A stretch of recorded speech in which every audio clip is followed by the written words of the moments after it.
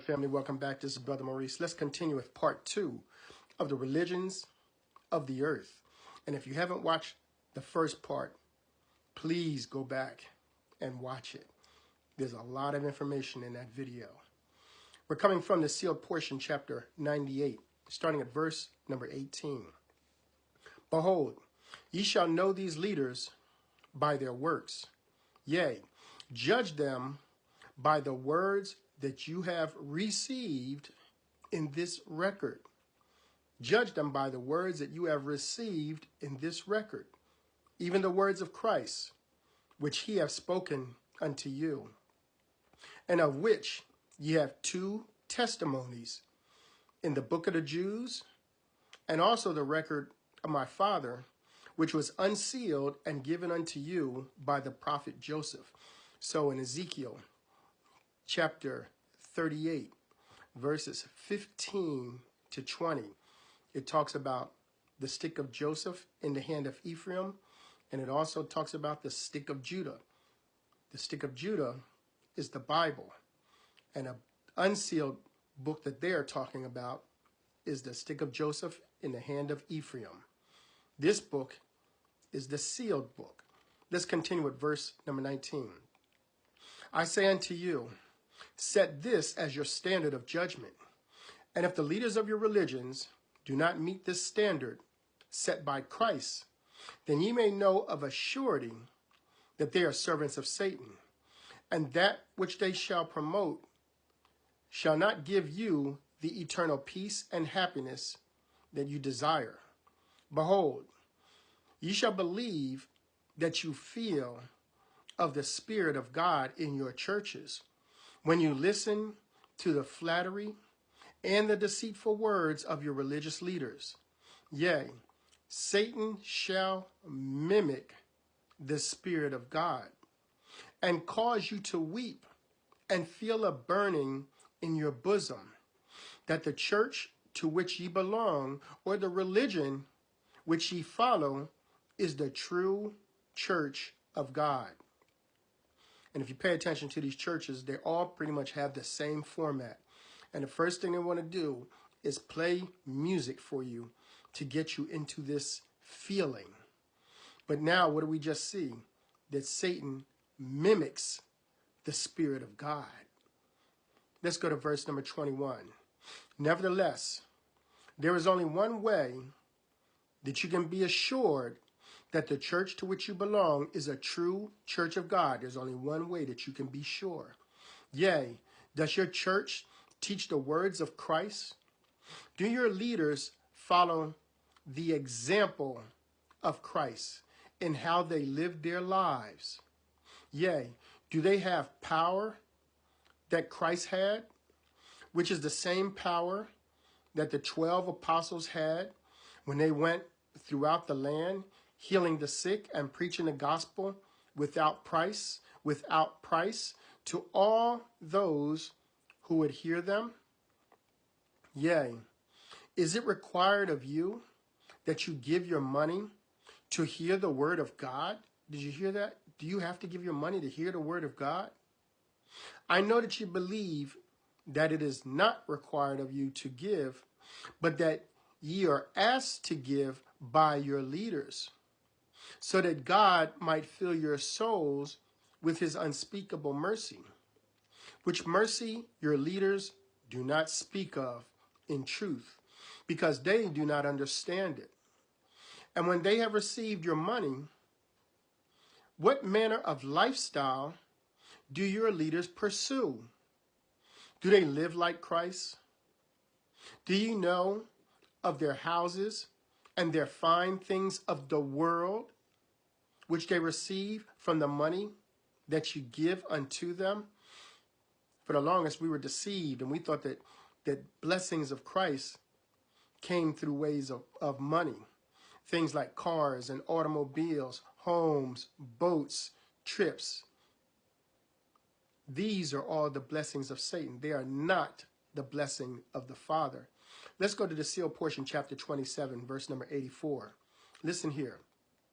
It says, and your leaders should not receive for payment that which is greater than what they who are of a majority do receive for their subsistence. Did you hear what that said? It's letting you know that they should not receive for pay more than what the average person has. Is that what's happening in these churches? I know I used to be part of a church that had about 10,000 members. Can you imagine on Sunday, each person just giving $1? That's way more than the average person has. Let me read that again. And your leaders should not receive for payment that which is greater than what they who are of a majority do receive for their sustenance. And ye should not seek out your leaders from among the rich and the successful, pertaining to the things of this world, for they have proven themselves already by their works. Okay, we're going back now to the seal portion where we started off, chapter number 98. And there shall be some religious leaders upon the earth who shall deceive you in following their pretended works of Christ. Yea, they shall live poorly and dress humbly, that they might prove to you of the dedication of their hearts to God. But these shall not teach you to love one another and bless your enemies and do good to them that hate you and persecute you. Let me read this again.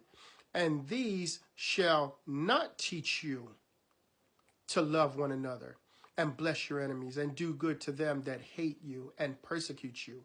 Yea, they shall teach you to defend the holy name of your God and give your life by taking the lives of others in the defense of your God.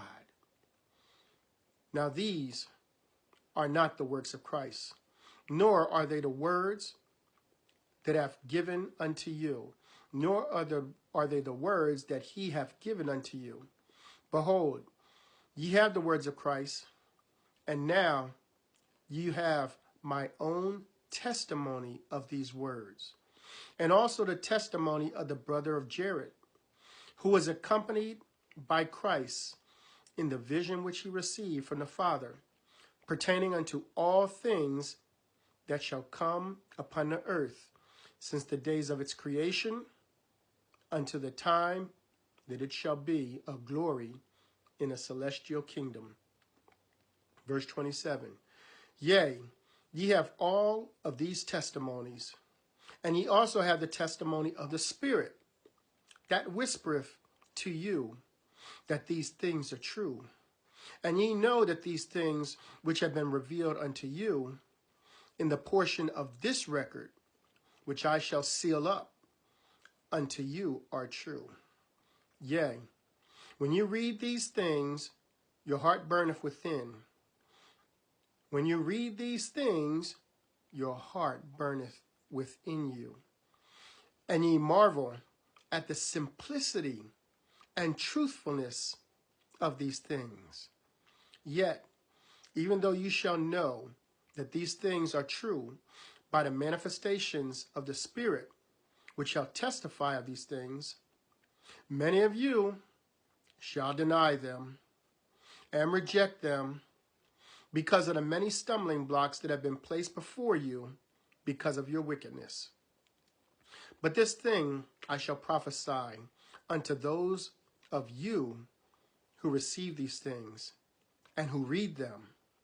Yea, after ye have read these things, ye shall no longer be able to find peace in any of the religions of the earth.